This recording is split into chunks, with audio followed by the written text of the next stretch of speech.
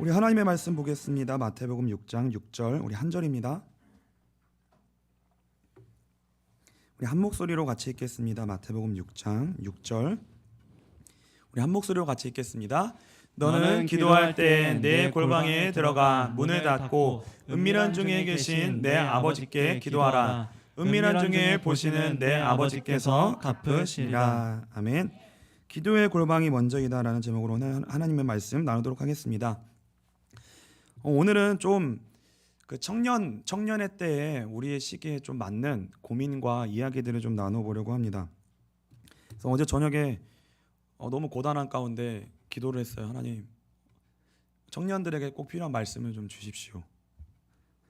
그래서 하나님, 그래서 굉장히 기도를 좀 말씀을 준비하기 전에 오래 기도를 했어요. 그래서 하나님이 주시는 마음이 뭐였냐면, 우리 청년의 시대에 좀 꼭 필요한 부분들을 좀 같이 나눴으면 좋겠다. 그래서 저에게도 사실은 해당되는 말이고요. 우리 청년들 모두에게 사실은 해당하는 내용들일 거예요. 그래서 제목은 기도의 골방이 먼저이다 이래가지고 되게 고상하고 굉장히 뭔가 심오한 내용인 것처럼 보이지만 사실 그건 제목은 페이크고요. 아주 그 모든 청년들 다 공감할 만한, 편하게 이야기를 나눌 수 있을 만한 이야기를 좀 나눌 거예요. 그래서 마음을 편히 좀 두시고요. 같이 그럼 소통하면서 좀 이야기할 수 있는 그런 시간이 되었으면 좋겠습니다. 그래서 오늘 사실 나눌 말씀 뭐냐면요, 결혼과 좀 독신에 관한 얘기예요. 우리에게 표면적으로 직접적으로 와 있는 이야기입니다. 우리 오늘 결혼한 우리 명수 집사님, 형 집사님은 지금 놀이터 가셨죠? 이제 막 결혼을 이제 하게 된 우리 청년의 때에서 이제 결혼의 시기로 넘어가신 분들도 있고, 그 가운데에 이제 결혼을 아직 못한 그 시기를 우리는 어떻게 보면은 홀로 있는 시기이기 때문에 이제 독신이라고 부를 수 있어요. 독신. 왜냐 독신이라는 말이 되게 나쁘고 우리에게는 약간 이렇게 부정적인 의미로 다가올 수 있는데, 그냥 말 그대로 홀로 살아가고 있는 삶의 형태라는 거예요. 두 사람이 같이 살아가고 있는 삶의 형태는 가정을 이루어서 살아가는 것이고, 그 전에는 뭐예요? 혼자 살아가고 있는 삶의 형태라는 거예요. 그러니까 삶의 형태를 의미하는 겁니다. 예전에는 그냥 결혼이 필수였어요. 그냥 당연히 해야 되는 거예요. 예전에는. 근데 지금은 어떤 시대가 되었냐면, 결혼은 선택인 시대가 되었습니다. 결혼은 필수가 아닌 선택의 영역으로 넘어가 버리는 이제 시대가 됐어요. 그러니까 어떠한 시기가 발생하냐면, 결혼을 아직 결혼에 이르지 못한 혼자 살고 있는 형태의 삶을 살아가고 있는 그 청년들은 굉장히 애매한 그 과정 가운데 삶이 놓이게 됐다는 거예요. 마치 그게 문제가 있는 것처럼 여겨질 수도 있고, 이게요, 마치 그 시기가 마치 벼랑 끝에 몰려 있는 것처럼 이 중간에 끼인 것 같은, 이게 설 자리가 아닌데 서 있는 것 같은 애매모호한 그런 위치에 처한 느낌이 생길 수 있다는 거예요. 중심을 잡기가 이제 어려운 시기가 되었다는 거예요. 그래서 우리가 이 시기에 어떨 수 있냐면, 양극단에 치우쳐서 결혼에 너무 목말라도 이 시기는 문제가 됩니다. 그리고 반대로 결혼에 대해 너무 부정적이어도 문제가 생길 수 있어요. 치우치게 되는 거예요. 너무 양극단으로요. 지금 이 시기가 이 양극단의 것이 굉장히 양극단에 치우쳐 있는 시기가 돼버렸어요. 우리 청년의 시기들이요. 그래서 이제 중요한 것은 뭐냐면, 우리가 이후에 우리가 홀로 살고 있는 삶의 형태를 지금 살고 있다면, 만약 그 삶이 그 이후에 결혼으로 이어져 가정을 이루게 되든지, 아니면 계속 1인 가구로서 독신의 삶의 형태를 취하여 계속 살아갈 수도 있습니다. 어떻게 살아가게 될지 몰라요, 우리는 아직. 근데 중요한 거는 뭐냐면, 이 청년의 때에는 아직 누구나 독신으로 살아가는 과정을 지나가야 된다는 거예요. 홀로 살아가야 되는 시기를 살아야 된다는 거예요. 우리는 지금 그 시기를 지나야 된다는 거예요. 그래서 우리는 이 시기 자체를 잘 소화하고요, 잘 이해하고 이 삶의 시기들을 어떻게 잘 살아내야 할 것인지에 대해서 우리가 고민하고요, 배워야 되고 기도해야 되고요. 또 무엇보다도 저는 여러분들에게 어떠한 것이 있었으면 좋겠냐면, 격려받는 분위기가 되었으면 좋겠어요. 여러분들의 그 삶의 여정들이 이 시기가 반드시 격려받아야 됩니다. 격려받아야 돼요. 그래서 교회에는 뭐가 필요하냐면 모델이 필요한데, 하나의 모델은 뭐냐면 건강한 결혼 생활에, 가정 생활의 모델이 필요합니다. 지금 이제는 과도기에 이제 그 장년부로 넘어가기 전에 결혼 부부들도 있어요, 아직. 여기는. 그렇죠? 이 시기는 뭐냐면 미리 배우고 공부하고 기도하라는 거예요. 이 시기를 통하여서 건강한 결혼과 가정의 모델을 하나님이 배우게 하시고 기도하게 하시면서 준비하셔야 돼요. 근데 우리 교회는 그 모델이 반드시 필요합니다. 그런데 한 걸음 더 나아가서 이제 교회는 뭐가 필요하냐면 건강한 독신의 모델이 필요해요. 홀로 살아가고 있는 그 시기를 건강하게 어떻게 지내는 것이, 어떻게 건강하게 지낼 수 있는가, 이 모델이 필요하다는 거예요. 아주 건강하게 보낼 수 있는. 그래서 자칫 잘못하면요, 우리의 이 시기가 그냥 결혼이라고 하는 목적지를 향하여 지나가는 되게 애매한 그냥 과정이 될 수 있어요. 결혼이 목적이 돼버리면 이 과정은 애매한 게 돼버리는 거예요. 굉장히 애매한 과정이 됩니다. 그리고 그 결혼이라는 것 목적에 골인을 하지 못하면 내가 되게 잘못하고 있는 것처럼 느껴질 수 있어요. 내가 지금 잘못한 것처럼, 잘못 살고 있는 것처럼. 그리고 스스로만 그렇게 생각하는 게 아니라 다른 사람도 그렇게 생각하고, 어른들도 그렇게 생각하고, 교회에서도 그렇게 생각하고, 밖에 나가도 그렇게 생각하고 이런 시선이 이미 우리에게 있다는 거예요. 그러니까 우리는 아직 연약해서 그 과정 자체가 건강하지 못하면 그게 어떻게 바로 뭐에 영향을 미쳐버리냐면 그게 하나님과의 관계에 바로 영향을 미쳐버려요. 이 시기가 내가 건강하지 못하고 힘들잖아요. 그게 그냥 하나님과의 관계에 그냥 그대로 직결이 됩니다. 또 반대로 자신의 의지이든지 아니면 상황과 조건에 의한 것이든지 어쩔 수 없는 상황이든지 간에 지금도 그렇지만 앞으로도 독신으로 살아가게 할 청년들이 분명히 있어요. 왜요? 결혼이라는 것이 이루어지기 전까지는 독신이니까. 근데 언제 그날이 올지 모르잖아요. 예수님의 재림이 언제 올지 모르는 것처럼 우리에게도 그날이 언제 올지 사실 모른단 말이에요. 근데 이 시기가 너무 어려운 시기라는 거예요. 근데 이 경우도 하나님과의 관계에서 뭐예요? 분명히 여러 가지 질문과 의문과 어려움이 있을 거예요. 하나님 앞에서 관계가 어려워요. 이 부분이 굉장히 다 그 어려움이 있으실 거예요. 왜냐하면 보세요. 예를 들어서 나는 혼자 살아야 될 것 같다. 근데 이게 왜 어려웠냐면 대부분의 흐름 자체가 결혼을 장려해요. 그렇죠? 우리 교회도 마찬가지고요. 다. 그리고 어느 정도라면 우리 교회에서는 특별히 더 결혼하고 가정을 이루는 게 하나님 뜻이야, 성경적이야, 이렇게 못을 딱 박을 수도 있어요. 막을 수도 있어요. 그럼 굉장히 어려워질 수 있는 거예요. 내가 홀로 있는 것이 마치 하나님의 뜻을 어기는 것처럼 생각될 수도 있고요. 그게 온전한 삶이 아닌 것처럼 여겨질 수도 있습니다. 그리고 다수가 아니라 소수의 입장에 취하니까 나는 괜찮은데 주변에서 가만 안 둘 수도 있고 그럴 수 있어요. 불편한 시선을 받게 될 수도 있어요. 그래서 우리가 중요한 건 뭐냐면 건강한 결혼에 이르든지 아니면 독신의 삶으로 그래서 계속 이어가든지 그 이전에 우리는 이미 뭐예요? 먼저 건강한 독신의 삶에 대하여 성경이 어떻게 말하고 있는지를 분명히 정의하고 이 시기를 하나님 앞에 분명히 세워야 될 필요가 있다는 거예요. 하나님이 우리에게 어떻게 말씀하시는지를 좀 살펴보기를 원합니다. 그래서 짧은 시간인데요. 아까 좀 일찍 끝내달라고 얘기하시더라고요. 네. 그래서 하나님이 우리에게 허락하신 이 청년의 때, 독신의 이 때를 어떻게 하나님 앞에서 가치 있고 의미 있게 살아낼 수 있을지 그 실마리를 조금 얻을 수 있는 귀한 시간이 되시기를 주님의 이름으로 축복합니다. 첫 번째는 성경은 뭐라고 말하고 있냐면 독신의 삶을 하나님 앞에서 부족한 형태의 삶이라고 말하고 있지 않습니다. 독신의 삶도 하나님의 영광을 위하여 살 수 있는 온전한 삶의 형태라고 성경은 말하고 있어요. 분명히 그것을 말하고 있어요. 말하고 있습니다. 그래서 이것을 잘 기억하셔야 돼요. 물론 중요한 건 뭐냐면 결혼이 하나님의 영광을 위해 살아가는 가정을 이루는 게 온전한 삶의 형태인 건 맞아요. 그건 맞아요. 예를 들면 이렇습니다. 남편 대신 예수 그리스도와 신부인 교회의 관계를 설명하기 위해 최고의 형태로 하나님이 허락하신 것이 뭐냐면 결혼이에요. 그래서 이 결혼은요, 어떻게 생각하셔야 되냐면 다 하니까, 안 하면 외로우니까, 결혼하면 좋을 것 같으니까, 행복할 것 같으니까, 안 하면 힘들고 외로우니까, 이상하니까, 그래서 해야 되는 게 아니라 결혼은 각자가 하나님을 알아가기 위해 하나님이 묶어주신 공동체예요. 결혼의 목적은 다른 것에 있지 않습니다. 각각이 뭐예요?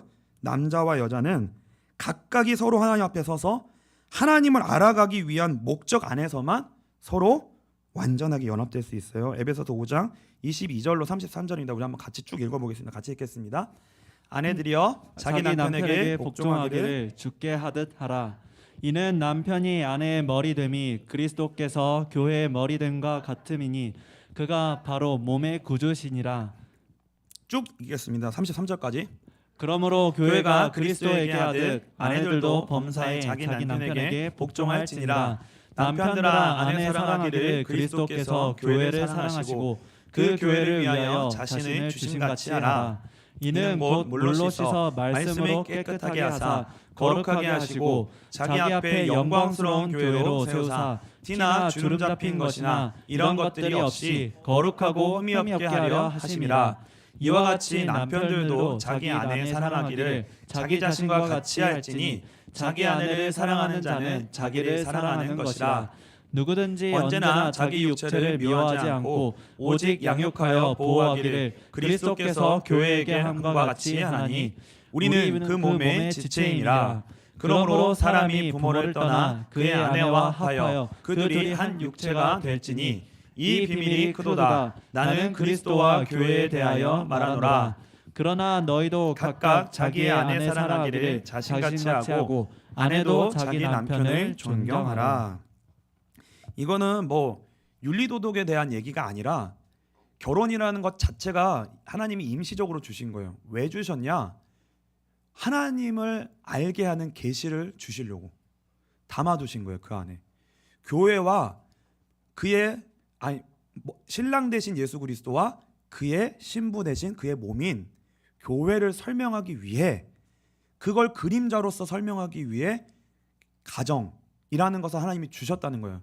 근데 이 결혼, 가정이라는 것 자체를 그 하나님을 알아가고 복음을 알아가는 것을 위해 목적을 두지 않으면 그 결혼은 온전해질 수가 없는 거예요.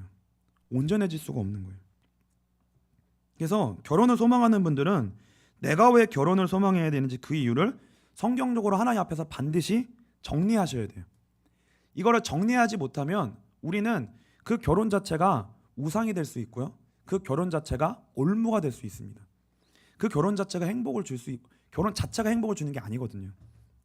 그래서 하나님 앞에서 이 부분이 반드시 정리가 돼야 돼요. 근데 이제 오늘은 이 얘기를 많이 하려는 게 아니라 다시 본론으로 돌아와서 성경은 분명히 뭐라고 정의하고 있냐면 독신의 삶, 혼자 있는 살아가고 있는 그 삶의 여정을 하나님 앞에서 하나님의 영광을 위해 사는 일에 그 혼자 사는 것이 절대 부족한 형태라고 말하지 않고 있다는 거예요. 않고 있다는 거예요. 온전한 삶의 형태다라고 그것도 말씀하고 있다는 거예요. 그래서 여러분 반드시 오늘 기억하셔야 될 게 뭐냐면 여러분 지금 혼자 있는 시기가 절대 잘못된 시기가 아니라는 거예요. 부족한 시기가 아니라는 거예요. 이거를 명확하게 하셔야 돼요.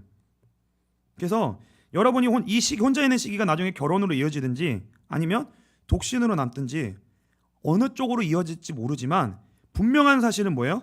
그 혼자 있는 독신의 삶의 형태가 무엇을 위하여 온전한 삶이냐면 하나님의 영광을 위해 온전히 드릴 수 있는 삶이라는 거예요. 반드시 하나님이 그렇게 우리를 그 삶을 허락하셨다는 거예요. 그래서 중심을 좀 잘 잡으셔야 됩니다. 그렇다면 이제 오늘 이제 본격적으로 다룰 게 뭐냐면 그럼 어떻게 건강한 독신으로 이 시간을 잘 살아갈 수 있을까? 이제 중요한 건 뭐냐면 혼자서는 불가능하다는 거예요. 그 시기를 혼자서 건강하게 살아갈 수 없어요. 그래서 교회 공동체 전체가 이 고민을 함께 해야 되고요. 함께 기도해야 되고 함께 풀어가야 될 과제예요. 굉장히 쉽지 않은 과제예요. 이게 굉장히 쉽지 않은 과제입니다. 그래서 결혼하셨잖아요. 자동적으로 가정이 화목하고 가정이 자동적으로 막 행복해지나요? 그런 법이 없습니다. 그런 법이 없습니다.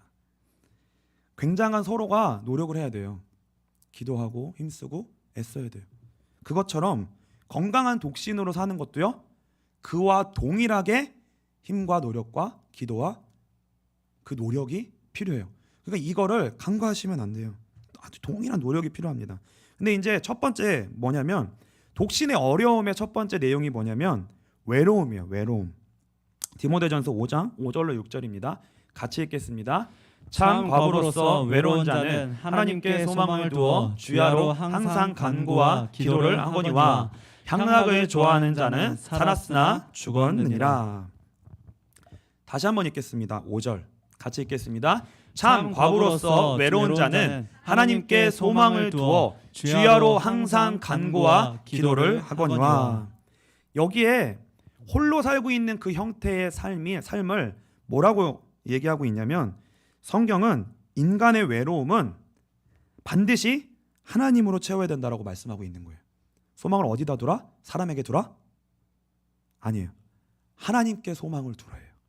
하나님께 소망을 두라. 그러니까 이 시기가 반드시 하나님께 소망을 둠으로 말미암아 하나님으로 내 영혼이 온전히 채울 수 있는 채움을 부족하지 않게 채움받을 수 있는 시기라는 거예요. 그거를 간과하시면 안 된다는 거예요. 그걸 반드시 힘써야 되고 노력하고 애쓰시고 기도하셔야 된다는 거예요. 그렇지 아니하면 반드시 어떻게 되냐? 우리는 6절입니다. 어떻게 되냐? 다시 한번 읽겠습니다. 같이 읽겠습니다. 향락을 좋아하는 자는 살았으나 죽었느니라. 하나님으로 말미암아 채움받지 못하고 하나님께 소망을 두지 못하면 반드시 어떻게 되냐면 우리는 사람을 의지하게 되고 사람이 우상이 된다는 거예요. 사람이 우상이 된다는 거예요. 그게 어디로 이어지냐면 관계의 중독으로 이어집니다. 관계의 중독. 사람이 무조건 있어야 되는 거예요. 그러니까 여러분들이 이 시기를 그 하나님 앞에 온전하게 서지 못하고 사람이라고 하는 것을 의지하는 그 우상을 우리가 끊어내지 못하고 그 관계를 하나님 앞에 온전하게 설정하지 못하면 그게 결혼으로 이어져도 문제가 된다는 거예요. 왜요? 그 온전한 결혼이 아니에요. 그거는. 그래서 이 시기는 반드시 하나님 앞에 건강하게 설 수 있다는 거예요. 그 건강하게 설 수 있는 그 은혜가 있게 되시기를 주님의 이름으로 축복합니다. 반드시 이 외로움의 문제를 하나님께 소망을 두는 삶으로 삶의 방향성과 중심이 돌이켜져야 돼요. 그게 불가능하다? 불가능하지 않다고 성경은 말하고 있는 거예요. 불가능하지 않다고. 불가능하지 않다고. 가능하다고. 가능하다고. 그래서 그 마음을 강하게 먹으셔야 돼요. 너무 외로우시면 강하게 먹으셔야 돼요. 이게 하나님을 향한 것으로 채워야 되는구나. 이거는 절대 세상으로 채울 수 있는 공허함이 아니구나. 하나님으로 말미암아 채울 수 있는 것이구나. 반드시 이게 필요합니다. 그래서 물론 하나님께 온전히 소망을 둔다고 해서 아무것도 여러분의 뭐 남자도 여자도 필요 없고 다 필요 없어.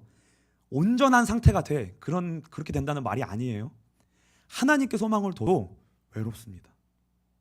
그건 어쩔 수 없어요. 그러나 건강하지 않은 상태가 되지 이렇게 말이 혼자 있어도 건강하게 하나님 앞에 살 수 있다. 아멘? 네. 외로워도 건강하게 살 수 있다. 아멘? 아멘이라는 거예요. 이거 아멘 하셔야 된다는 거예요. 그래서 없고 부족하고 연약해도 그 중심성이 퍼센테이지가 하나님께로 넘어가 하나님으로 말미암아 채워지는 그 은혜를 받도록 몸부림치셔야 된다는 거예요. 그게 여러분의 준비예요.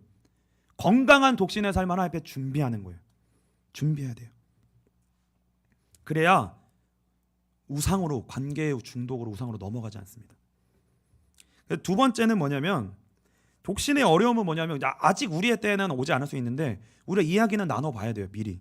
그게 뭐냐면 독신의 어려움은 뭐냐면 미래에 대한 두려움입니다. 홀로 살아갈 때 미래에 두려움이 생겨요. 그게 뭐냐면 경제적으로도 어려울 수 있고요. 우리의 미래의 노후가 두려움이 생길 것이라는 염려와 걱정이 생겨요. 디모데전서 5장 9절입니다. 같이 읽겠습니다. 과부로 명부에 올릴 자는 나이가 60이 덜 되지 아니하고 한 남편의 아내였던 자로서 쭉 읽겠습니다. 선한 행실에 증거가 있어 혹은 자녀를 양육하며 혹은 나그네를 대접하며 혹은 성도들의 발을 씻으며 혹은 환난 당한 자들을 구제하며 혹은 모든 선한 일을 행한 자라야 할 것이요. 그래서 여기서 뭐라고 얘기하고 있냐면 이 홀로 된 삶의 형태는 절대 홀로 살 수 없고 교회 공동체의 도움을 받아야 된다는 거예요. 과부의 명부에 이름을 올린다는 얘기는 뭐냐면 교회로부터 경제적 도움을 받을 수 있다는 거예요. 있어야 된다는 거예요. 그래서 아직 저와 여러분의 때가 아직 아닐 수 있어요. 그러나 여러분들이 반드시 교회의 중직자로 설 것이고 여러분들이 교회에 중요한 역할을 맡을 사람들로 잘할 거예요. 근데 여러분들은 그걸 기억하고 있으셔야 된다는 거예요.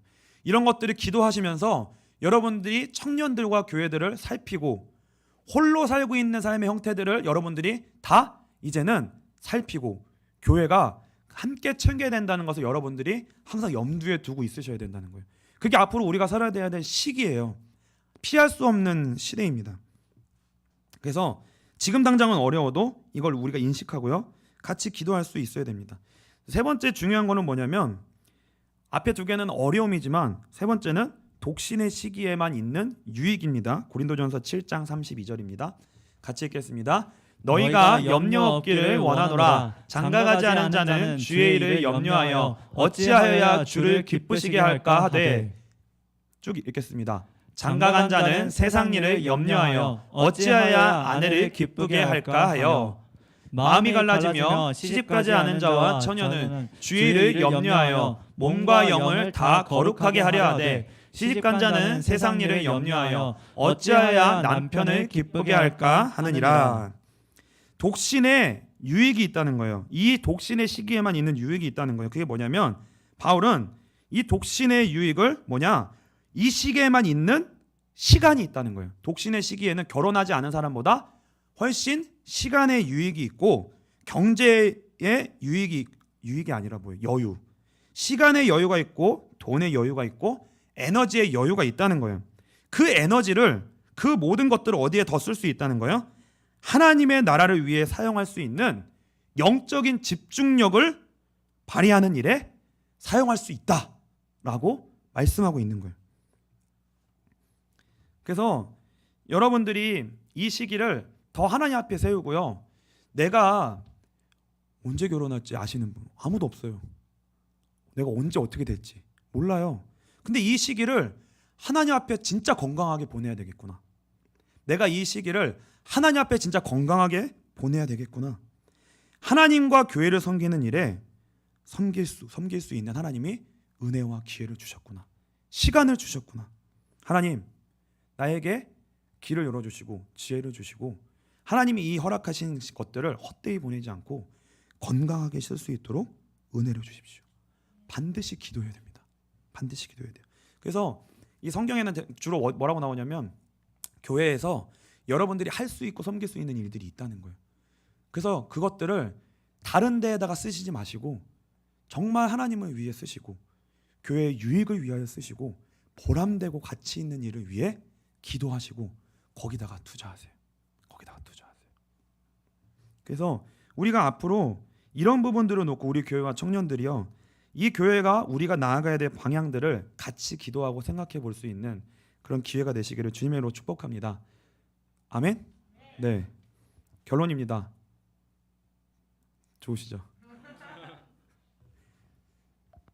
근데 이 말씀이 제가 그냥 다 이게 이대로 정한 게 아니라 쓴 게 아니라 참고한 거예요. 참고해서 같이 한 건데 제가 참고한 자료를 그대로 인용을 할게요. 웨인 그루뎀이라는 분이 쓴 기독교 윤리학에서 독신이라는 주제를 따로 빼서 다루었습니다. 근데 거기서 질문이 이렇게 있었어요. 어떤 자매, 교회의 그리스도인 자매가 이렇게 질문을 한 겁니다. 결혼을 바라지만 아직 결혼 상대를 발견하지 못한 이 미혼의 그리스도인들은 어떻게 해야 됩니까? 이 과정의 시기를 어떻게 살아가야 됩니까? 라는 질문을 한 거예요. 이 질문에 이 저자가 이제 답변을 한 겁니다. 답변 근거 구절을 한번 같이 읽겠습니다. 베드로전서 1장 6절입니다. 같이 읽겠습니다. 그러므로 너희가 이제 여러 가지 시험으로 말미암아 잠깐 근심하게 되지 않을 수 없으나 오히려 크게 기뻐하는도다. 여기에 보시면 지금 이 그리스도인 청년들이 처한 상황, 결혼은 하고 싶은데 아직 그 결혼을 할 수가 없는 상황에 처해 있는 상황을 뭐라고 얘기하냐면 여러 가지 시험에 잠깐 처해 있어. 우리 다시 한번 같이 읽을까요? 크게 해주시겠어요? 한번 같이 다시 한번 읽겠습니다. 그러므로 너희가 이제 여러 가지 시험으로 말미암아 잠깐 근심하게 되지 않을 수 없으나 오히려 크게 기뻐하는도다. 여기에 처한 여러 가지의 근심 중에 여러 가지의 시험 중에 하나의 범주에 든다라고 이 저자가 이제 답변을 해요. 그래서 어느 정도의 이 시기를 어느 정도의 어려움 시기와 비교하냐면 이렇게까지 비교를 해요.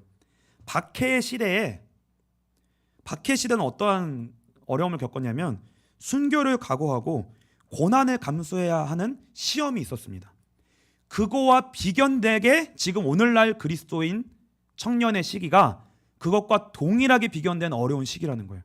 시험의 시기. 너무나도 고통스럽고 어려운 시기라는 거예요. 저는 그거를 너무 잘 알거든요. 저도 그 시기를 너무나 실제적으로 겪었기 때문에 저는 너무나 고통스럽고 어렵거든요. 근데 이 시기에 대해서 제대로 얘기를 들어본 적이 없어요. 그리고 이 시기가 어떤 시기인지 격려받지도 못했고요. 이 시기가 그렇게 신앙적으로 내가 이런저런 고민을 다 하고 신앙에 대한 고민했다가 뭐 조건에 대한 고민했다가 별 마음이 항상 뒤죽박죽해요. 제가 그래서 이 시기를 저는 어떤 시기라고 얘기하냐면 바깥에 다니면서 와이파이를 켜놓고 다니는 핸드폰과 같은 거 같이 느낀다고 저는 느꼈어요. 왜요? 계속 와이파이 안테나를 켜놓고 살아니까 결혼에 대한 안테나를 켜놓고 사니까 배터리가 맨날 다는 거예요. 24시간 다는 거예요. 너무나 고통스럽고요. 힘들어요. 쉽지 않은 시기입니다. 그러니까 뭐예요? 박해 시대의 순교를 각오한 고난을 감수했던 것과 동일한 시험이라는 거예요. 그러니까 여러분이 그냥 단순히 어려움을 당하는 것이 아니라 진짜 믿음의 시험을 겪고 있는 시기라는 것을 여러분들이 기억하셔야 됩니다. 하나님이 그래서 그 시기를 격려하고 계시고요. 축복하고 계시고 인도하고 계신다는 거예요. 그래서 여러분들이 기억하셔야 될 게 뭐냐면 여러분이 만일 홀로 살고 있는 이 시기를 신앙과 전혀 상관없이 하나님께 소망을 두기로 몸부림쳐 내가 외롭고 어렵지만 건강하게 살 수 있는 이 훈련과 은혜를 온전히 경험하고 그 하나님 향하여 나아가지 않고 그 신앙과 전혀 상관없이 결혼 자체가 여러분에게 우상이 되었다면 여러분은 이 시기를 그냥 믿음과 상관없이 여러분이 원하는 조건과 상대를 따라 찾아 그냥 여러분들이 그냥 결혼을 하실 거예요. 그냥 결혼을 하실 거예요. 그럼 분명히 어려움을 당하겠죠. 그러나 진짜 믿음을 중요하게 생각하는 사람은 그 믿음을 온전히 나누지 못하는 상대와는 결혼을 생각할 수가 없습니다. 어려워요. 그러니까 고난인 거예요. 그래서 마가복음 10장 29절입니다. 같이 읽겠습니다. 예수께서 이르시되 내가 진실로 너희에게 이르노니 나와 복음을 위하여 집이나 형제나 자매나 어머니나 아버지나 자식이나 전토를 벌인 자는 현세에 있어 집과 형제와 자매와 어머니와 자식과 전토를 100배나 받되 박해를 겸하여 받고 내세의 영생을 받지 못할 자가 없느니라. 여러분들이 그 시기가 뭐예요? 복음을 위해 받는 고난의 시기로 여기시라는 거예요. 하나님을 향하여 나아가기 위해 하나님 앞에 붙드시고 나아가시면 하나님이 반드시 100배 그 이상의 것으로 하나님이 복 주시고 갚아주신다고 하나님이 말씀하신다는 거예요. 그래서 순교의 정신을 가지세요. 뒤로도 앞으로도 물러서지 않고 막 그냥 결혼해야 된다 이게 아니고 뒤로도 물러서지 말고 연약해지지도 마시고 이 시기를 하나님 앞에 순교의 정신을 믿음으로 여러분은 세우세요. 하나님 앞에 세우세요. 반드시 이 시간을 하나님을 위하여 드리고 하나님의 영광을 위해 살아가는데 전혀 부족하지 않고 온전하고 건강한 삶을 살아낼 수 있다고 하나님 앞으로 나아가세요. 그게 뭐예요? 기도의 골방으로 나아가라는 거예요. 기도의 골방. 여러분들에게 기도의 골방이 있게 되시길 주님으로 축복합니다. 저는 아주 많은 시간들을 그렇게 보냈어요. 정말 어렵고 힘들고 외롭고 결혼할 조건도 없고요. 진짜 여러분 여기 있는 어떤 여러분보다 제가 더 힘들었어요. 어떤 조건도 더 없었습니다. 그러나 제가 하나님이 주신 은혜는 뭐냐면 계속 뭐예요? 하나님 앞으로 나아갈 수 있는 은혜를 주셨다는 거예요. 그래서 제가 느낄 때는 제가 건강하다고 느낄 수 없었어요. 왜요? 분명히 어렵고 외롭고 답답했고 정말 힘들었거든요. 그리고 그게 제 신앙을 계속 무너뜨렸어요. 그래서 저는 제가 건강하지 못하다라고 항상 부족하다고 느꼈어요. 그런데 하나님 보실 땐 그게 건강했던 거예요. 왜요? 그만큼 기도의 자리로 몸부림쳤고 은혜 받기를 몸부림쳤고 기도의 골방이 있었어요. 진짜 기도의 골방이 있었습니다. 하나님께서만 주시는 은혜로만 주시는 기쁨들이 저에게 있었어요. 그러니까 관계 중독이나 그런 것들로 빠지지 않고요. 그 시기를 어려워도 하나님 앞에서 보낼 수 있었다는 거예요. 여러분은 반드시 그렇게 보내셔야 됩니다. 하나님이 채워주시고요. 갚아주시고 은혜를 허락해 주실 거예요. 그래서 양쪽으로 치우치지 마시고요. 하나님 앞에 서서 하나님의 인도하심을 받을 수 있는 건강한 독신의 삶을 보낼 수 있는 우리 빛과 소금교회 모든 청년들 되시기를 주님의 이름으로 축복합니다. 우리 찬송하고 기도하겠습니다.